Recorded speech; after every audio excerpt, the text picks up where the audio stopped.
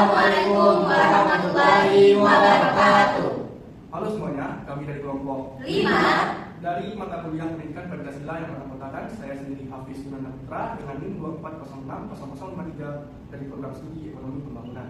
Perkenalkan, nama saya Pernolika Putri Tugatoro dengan NIM 2501662 dari program studi Pendidikan Bahasa dan Sastra Indonesia. Perkenalkan, saya Yaumil Fauziah dengan NIM 2501604 dengan program studi Pendidikan Bahasa dan Sastra Indonesia. Dan saya Suci Ulfianto Putri dengan NIM 2501609 dengan prodi Pendidikan Bahasa dan Sastra Indonesia. Saya Syahara Ar-Rasyid dengan NIM 2501660 dari program studi Pendidikan Bahasa dan Sastra Indonesia. Saya Jafar Masad Adiba dengan NIM 2406162 dari prodi Ekonomi Pembangunan. Jadi pada kesempatan ini izinkan kami memaparkan materi berjudul Implementasi dan Tantangan Nilai-Nilai Pancasila di Era Globalisasi. Mengapa kami mengangkat materi ini? Karena materi ini menjadi penting karena besarnya perkembangan teknologi dan tasnya arus daya global yang sangat mempengaruhi cara berpikir dan bertindak masyarakat Indonesia. Jadi globalisasi memang menawarkan kemudahan dalam berbagai aspek kehidupan, namun sekaligus melahirkan tantangan yang dapat menggeser bahkan melemahkan nilai-nilai Pancasila. Oleh sebab itu, kita perlu memahami bagaimana Pancasila diterapkan di kehidupan sehari-hari serta apa saja kendala yang menghambat pengalamannya di era modern seperti sekarang ini. Selanjutnya yaitu ada implementasi sila pertama dan kedua. Sila pertama, Ketuhanan Yang Maha Esa.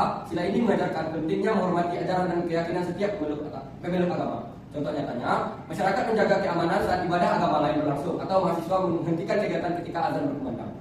Di sila kedua, kemanusiaan yang adil dan beradab menekankan nilai empati dan perlindungan terhadap martabat manusia. Contoh nyatanya, aksi solidaritas saat bencana maupun penggalangan dana bagi warga yang membutuhkan bantuan medis. Yang ketiga, implementasi sila ketiga, yaitu Persatuan Indonesia. Sila ini menegaskan bahwa keberagaman adalah kekuatan bangsa yang harus dijaga. Contoh nyata, kegiatan gotong royong, pelajar dari berbagai daerah tinggal di suatu asrama, serta penggunaan batik sebagai simbol persatuan. Sila ketiga, yaitu Persatuan Indonesia. Sila ini menegaskan bahwa keberagaman adalah kekuatan bangsa yang harus dijaga. Contoh nyata, kegiatan gotong royong dan pelajar dari berbagai daerah tinggal di suatu asrama, serta penggunaan batik sebagai simbol persatuan. Dan implementasi sila keempat, yaitu kerakyatan yang dipimpin oleh hikmat kebijaksanaan dalam permusyawaratan perwakilan. Sila ini mengarahkan penyelesaian masalah melalui dialog dan musyawarah. Contoh nyatanya, rapat RT musyawarah desa sebelum pembangunan hingga diskusi kelompok pada tugas kampus. Yang terakhir, yang kelima, implementasi sila kelima, keadilan sosial bagi seluruh rakyat Indonesia. Sila ini mengingatkan bahwa kesejahteraan harus dirasakan seluruh masyarakat. Contoh nyatanya yaitu bantuan sosial untuk warga kurang mampu, pembagian tugas kelas yang merata, dan bakti sosial di daerah terpencil. Selanjutnya ada tantangan Pancasila di era globalisasi. Tantangan yang pertama itu ada individualisme dan materialisme, di mana globalisasi mendorong masyarakat lebih berfokus pada kepentingan pribadi sehingga nilai kebersamaan memudar. Contoh nyatanya, adanya budaya flexing atau kebiasaan memamerkan, enggan bergotong royong, membeli barang semata-mata karena mengikuti tren. Arus informasi yang tanpa penyaringan memicu perubahan dan konflik. Contoh nyatanya yaitu hoaks, politik, isu sara, dan fanatisme yang menimbulkan gesekan sosial. Lalu selanjutnya ada tantangan ketiga dan keempat. Tantangan ketiga itu adanya radikalisme dan intoleransi. Kelompok ekstrim yang memanfaatkan media digital untuk menyebarkan paham yang bertentangan dengan Pancasila. Contoh nyatanya yaitu rekrutmen online, ceramah provokatif, dan penolakan pembangunan rumah ibadah. Yang keempat, adanya menurunnya rasa nasionalisme. Pengaruh budaya asing membuat sebagian anak muda kurang menghargai identitas bangsa. Dengan contoh, lebih hafalan pop daripada lagu nasional, enggan memakai batik, dan bangga pada produk luar negeri. Selanjutnya yaitu tantangan 5 dan 6, etnosentrisme dan konflik antar suku. Masih adanya anggapan bahwa suku tertentu lebih unggul sehingga memicu perselisihan. Contoh nyatanya yaitu mengejek logat berbahasa, konflik adat, hingga dukungan politik berdasarkan suku. Selanjutnya yaitu ada konsumerisme dan hedonisme. Gaya hidup mewah dianggap ukuran keberhasilan sehingga kesederhanaan mulai diabaikan. Contoh nyatanya, nongkrong mahal demi konten, paylater untuk kebutuhan yang tidak penting, tren barang branded. Tantangan yang ketujuh, kemajuan teknologi sering disalahgunakan sehingga merugikan banyak pihak. Contoh nyata yaitu judi online, penipuan COD, investasi bodong, atau mungkin kecanduan game.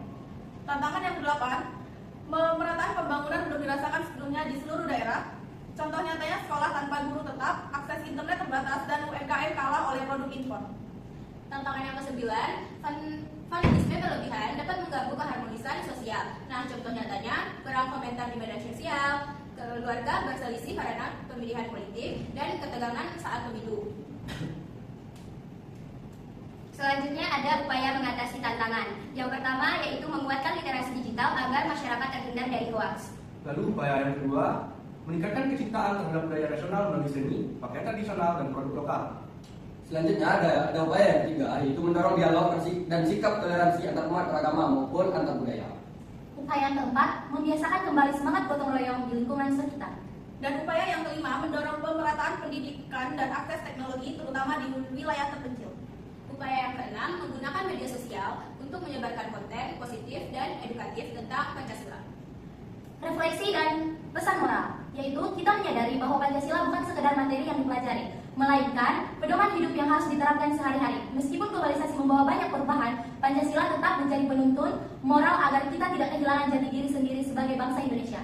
Kita memahami bahwa menjaga persatuan, menghormati perbedaan, dan bersikap kritis terhadap informasi adalah tanggung jawab bersama. Tantangan apapun bisa diatasi jika dimulai dari diri sendiri dan langkah-langkah kecil yang kita mulai dengan diri kita sendiri. Pesan moralnya, Pancasila bukan hanya untuk dihafal tetapi harus dijalankan. Setiap individu memiliki peran dalam menjaga nilai kemanusiaan, persatuan, dan keadilan. Di tengah arus globalisasi, kita harus tetap berpijak pada karakter bangsa, bersikap toleran, jujur, dan saling menghargai. Jika kita menjaga Pancasila, maka Pancasila akan menjaga kita. Salam toleransi. Mari kita ingat bahwa Indonesia adalah rumah besar bagi kita semua. Pancasila menjadi perekat yang menyatukan keberagaman bangsa. Semoga materi hari ini mengingatkan kita bahwa Pancasila tidak hanya untuk dipelajari, tetapi untuk diwujudkan dalam tindakan nyata. Mulailah dari diri sendiri, lingkungan terdekat, dan kebiasaan sederhana. Perubahan besar selalu dimulai dari langkah yang kecil, yang dilakukan dengan kesadaran dan ketulusan. Terima kasih. Pemaparan materi dari kami. Jika kami ada salah, kami mohon maaf. Kami akhiri dengan Assalamualaikum warahmatullahi wabarakatuh. Shalom.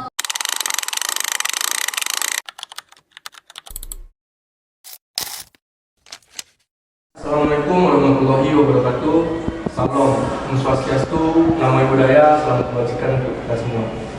Baiklah, untuk memperlancar diskusi kita pada kali ini, marilah kita berdoa menurut agama dan kepercayaan masing-masing. Berdoa dimulai.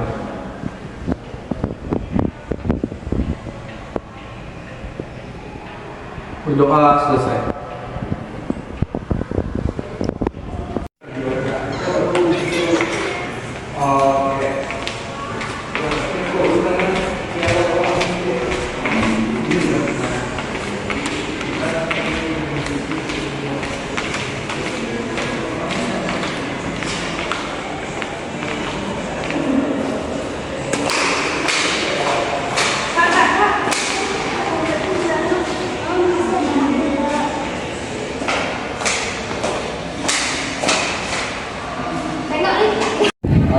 Mungkin bisa kita contohkan dengan hal kecil seperti membersihkan sampah contohnya. Mungkin kita bisa langsung saja bersihkan di area sini.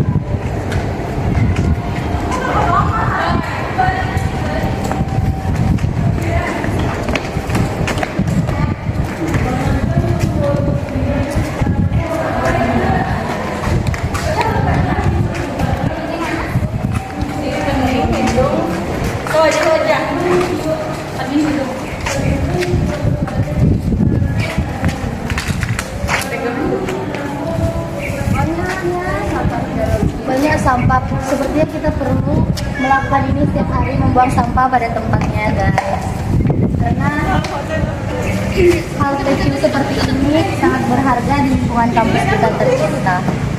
Oke, jangan membuang sampah sembarangan, buanglah sampah pada tempatnya, seperti membuang mantan. Oke. Pendapat saya, memang walaupun kita beda-beda agama atau gimana, tapi kita harus saling menerima pendapat masing-masing. Nanti coba ya pendapat dari Ara, Jia, Suci, Bang Hafiz, Bang Jopan, nanti coba kita satukan, terus kita pikirkan gimana caranya supaya semua pendapat kita ini masuk dalam peraturan atau dalam diskusi yang mau kita terbitkan nanti di acara pentas. Baik, mungkin izin berpendapat. Kalau dari saya itu emang yang paling wajib itu dibawa ke kampus, yaitu kayak handphone dan juga alat tulis mungkin. Dari saya sampai. Dari apa? Sama. Oke, nanti kita list ya buat pendapat dari semua yang tadi kita list di grup, terus kita satukan, kita coba buat semuanya masuk dalam pentas tersebut. Mungkin demikianlah hasil diskusi kita atau rapat kita hari ini. Atau ada tambahan? Cukup.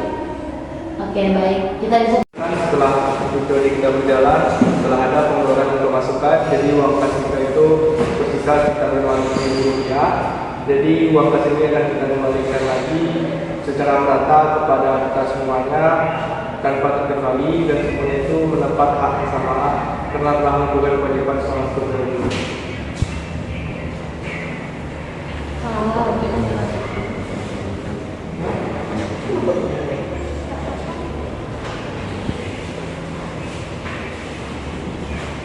Baik, terima kasih atas kerjasama sama video ini. Ini adalah akhir dari kegiatan kita dan saya ucapkan terima kasih. Assalamualaikum.